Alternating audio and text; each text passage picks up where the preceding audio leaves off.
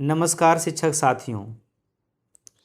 आज हम लोग FLN अभियान का विस्तार एवं teaching at the right level आधारित शिक्षण के बारे में देखेंगे। राष्ट्रीय शिक्षा नीति 2020 के लक्ष्यों की प्राप्ति की दिशा में SCERT बिहार द्वारा संचालित PBL प्रोजेक्ट बेस्ड लर्निंग कार्यक्रम से प्राप्त अनुभवों तथा राष्ट्रीय मूल्यांकन सर्वेक्षण परख के निष्कर्षों से पता चलता है कि कक्षा 7 और कक्षा 8 के बच्चों में भाषा और गणित की बुनियादी समझ अभी भी कमजोर है।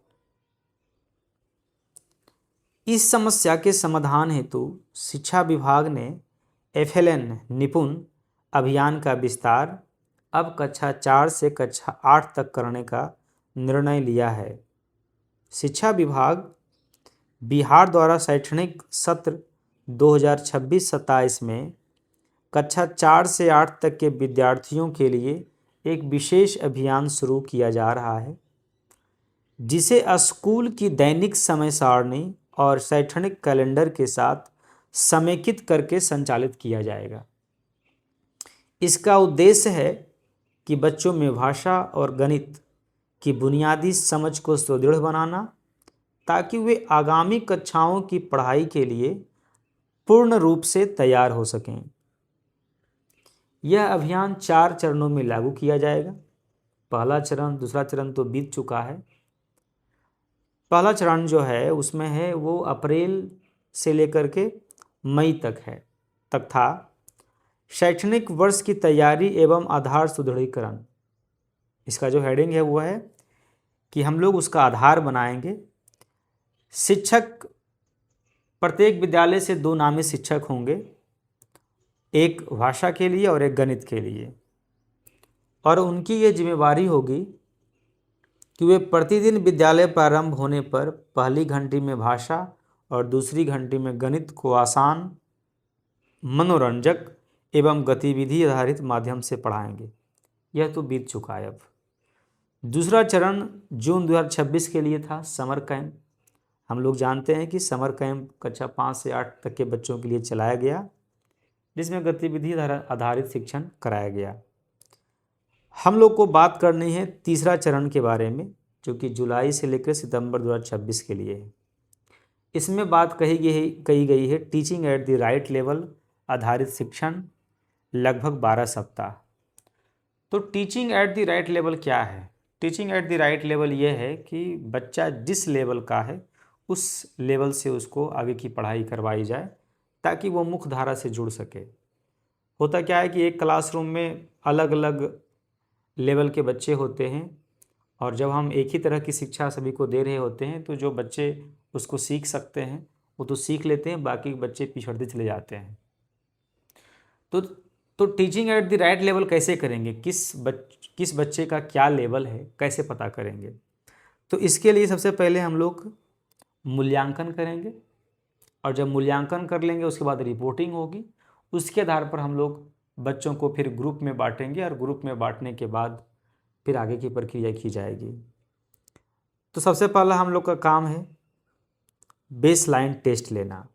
कक्षा 4 से कक्षा 8 तक के बच्चों को भाषा और गणित विषय में बेसलाइन टेस्ट लिया जाएगा। विद्यालय स्तर पर बेसलाइन टेस्ट लिया जाएगा, और इसका समेकित रिपोर्ट तैयार कर CRCC को सौंपी जाएगी।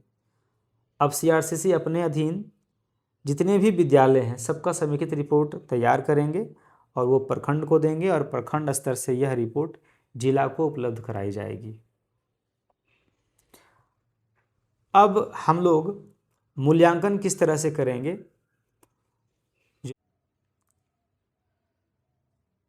तो अभी हम लोग तीसरा चरण का जो पहला भाग है मूल्यांकन एवं रिपोर्टिंग, इसको देखते हैं। इसमें सबसे पहला दिया हुआ है हम लोग का कि हम लोग को इस तरह का एक सैंपल दिया हुआ रहेगा हिंदी के लिए। तो बच्चा के सामने एक सैंपल है, यहाँ पे देख सकते हैं लिखा हुआ पढ़ने की जांच 1। इस तरह से हमारे पास कुल 4 सैंपल्स होंगे हिंदी के लिए और 4 सैंपल गणित के लिए। तो पहले हम लोग इससे शुरू करते हैं। मान लीजिए पहला बच्चा हमारा है, तो उसके सामने ये वाला एक पेज रखेंगे और अनुच्छेद से शुरू करेंगे। तो अनुच्छेद में यह ध्यान देने वाली बात है कि अगर बच्चा पढ़ता है रानी नदी किनारे रहती है, नदी में बहुत मछलियाँ हैं, तो ये वाक्य की तरह पढ़ रहा है। अगर इस तरह से वो पढ़ लेता है और अधिकतम 3 शब्दों में वो गलती करता है तो हम मानते हैं कि वो अनुच्छेद के स्तर पर है। लेकिन अगर इसी को पढ़ने में वो पढ़ता है रा आ ना ई रानी, न द ई नदी, इस तरह से तोड़ तोड़ के शब्द को पढ़ रहा है, तो यानी कि वो अनुच्छेद के स्तर पर नहीं है, वो शब्द के स्तर पर है। और फिर शब्द में हम आ जाएंगे। शब्द में पहला जो 5 शब्द हैं, 1 2 3 4 5, ये 5 शब्द में अगर वो 4 शब्द सही पढ़ रहा है तो मानते हैं कि वो शब्द के स्तर पर है। और अगर 5 में से 2 गलती कर रहा है, ये 5 में से अगर मान लीजिए कि 2 गलती 3 गलती, 1 से अधिक अगर गलती कर रहा है तो उसे हम मानते हैं कि वो शब्द के स्तर पर नहीं है, वो अक्षर के स्तर पर है।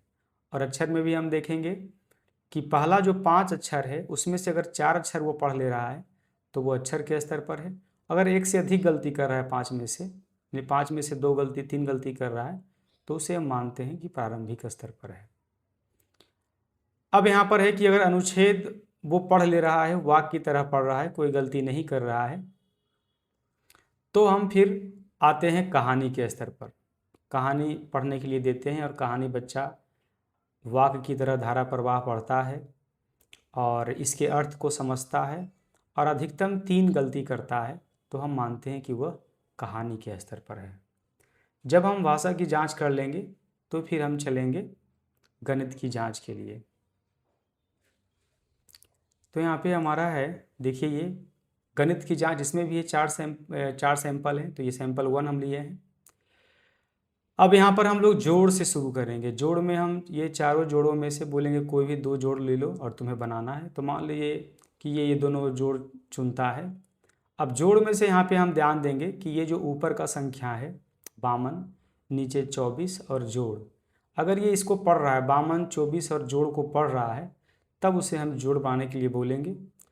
और अगर जोड़ बना भी ले रहा है लेकिन ये संख्या नहीं पढ़ पा रहा है, इसका मतलब है कि वो संख्या पहचान नहीं पाता है, तो वो डायरेक्ट कहाँ गया, अंक पहचान पे चला आएगा।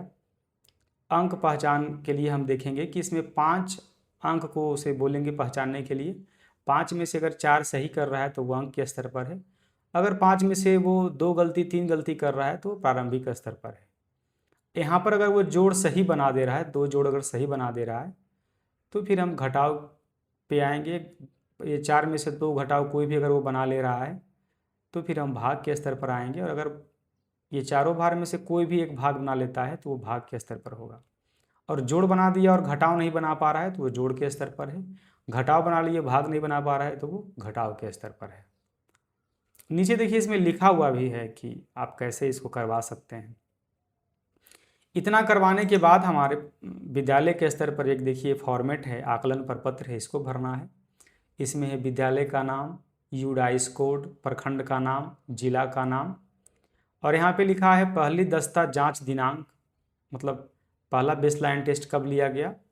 और जब हम ये बेसलाइन टेस्ट लेंगे और जब हम उसको teaching at the right level करेंगे, उसके बाद जब हम लोग का काम हो जाएगा तो फिर अंतिम में एंड लाइन टेस्ट करने के समय ये डेट भराएगा और उसका एंड लाइन टेस्ट करेंगे अंत में। तो ये पहली दस्ता जांच दिनांक यहाँ भराएगा। यहाँ पे क्रम संख्या है और मान लीजिए कक्षा 4 के लिए बच्चों को ले रहे हैं तो सभी बच्चों का नाम लिखेंगे, यहाँ पे उनके अभिभावक का नाम लिखेंगे। अगर बालक है तो बालक पे टिक लगाएगा, और बालिका है तो बालिका पर टिक लगेगा।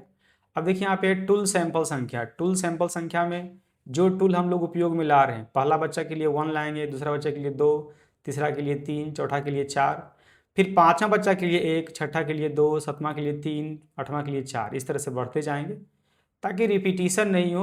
अगर एक ही सैंपल को लेके चलेंगे तो बच्चा याद कर लेगा, फिर चीटिंग की संभावना होगी, इसलिए हम लोग उसे बदल बदल करके उपयोग करेंगे। फिर मान लीजिए पहला बच्चा कहानी पढ़ पाया तो कहानी वाला में टिक लगाएंगे सिर्फ, बाकी सारा कॉलम में डैश मार देंगे। और उसके बाद जो दूसरा बच्चा है, ये यहाँ पर गणित के लिए भी आएंगे, गणित में अगर वो भाग बनाता है तो भाग पर टिक लगा देंगे और सब में हम सिर्फ डैश मार देंगे। उसी तरह से दूसरे बच्चे के लिए भी सारा कॉलम भरेंगे। और जैसे टूल संख्या 2 हो जाएगा, अगर मान लीजिए अनुच्छेद पर टिक लगाएंगे, बाकी सब डैश कर देंगे।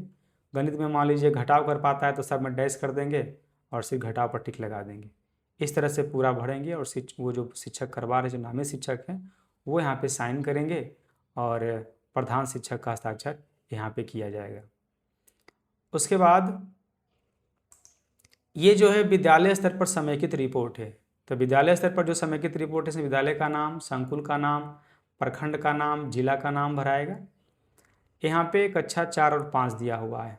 अगर प्राइमरी का है तो कक्षा 4 में कितने कुल बच्चे नामांकित हैं, मान लीजिए 40 बच्चे नामांकित हैं, उसमें 30 बच्चों का जांच किया गया तो 30 लिखाएगा। अब 30 बच्चों में से कितने बच्चे प्रारंभिक स्तर पर हैं, कितने बच्चे अक्षर स्तर पर हैं, कितने बच्चे शब्द के स्तर पर हैं, कितने अनुच्छेद के स्तर पर हैं, कितने कहानी के स्तर पर हैं, वो संख्या यहाँ पे लिखाएगा। अगर प्रारंभिक स्तर पर कोई नहीं है तो यहाँ पर डैश हो जाएगा या 0 हो जाएगा, यहाँ पे भर देंगे। फिर गणित के लिए भी वही काम करेंगे कि 30 बच्चों में से कितने बच्चे प्रारंभिक स्तर पर हैं, कितने बच्चे अंक के स्तर पर हैं, कि संख्या के स्तर पर हैं, जोड़ के स्तर पर हैं, घटाव के स्तर पर, भाग के स्तर पर, सब लिखाएगा।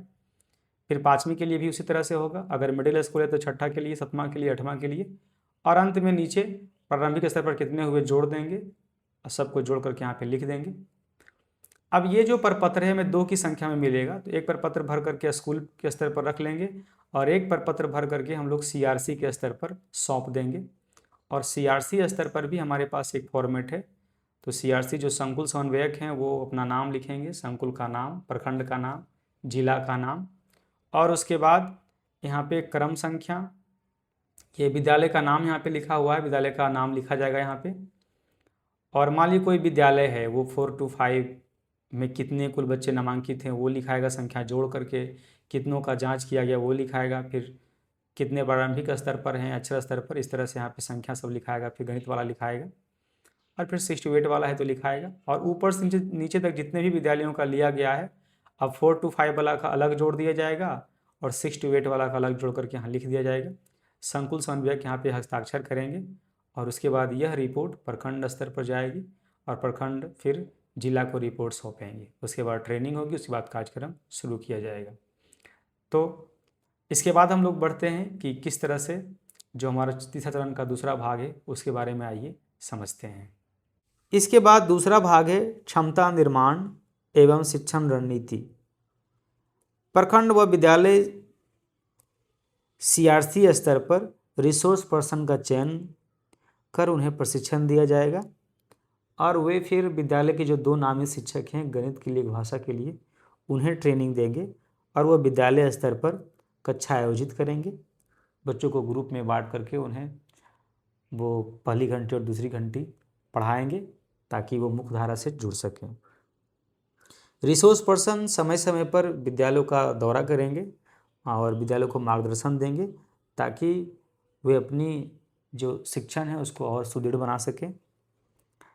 इसके बाद है कि जो मंत्रा फॉर सोशल चेंज के द्वारा दीक्षा पोर्टल पर MIP प्रोजेक्ट लॉन्च किया जाएगा और जिसमें teaching at the right level किस तरह से करना है इसके संदर्भ में मार्गदर्शन प्राप्त होगा और शिक्षक जो विद्यालय स्तर पर कक्षा ऑर्गेनाइज करेंगे, संचालित करेंगे, वो उसका साक्ष्य MIP पर अपलोड भी करेंगे।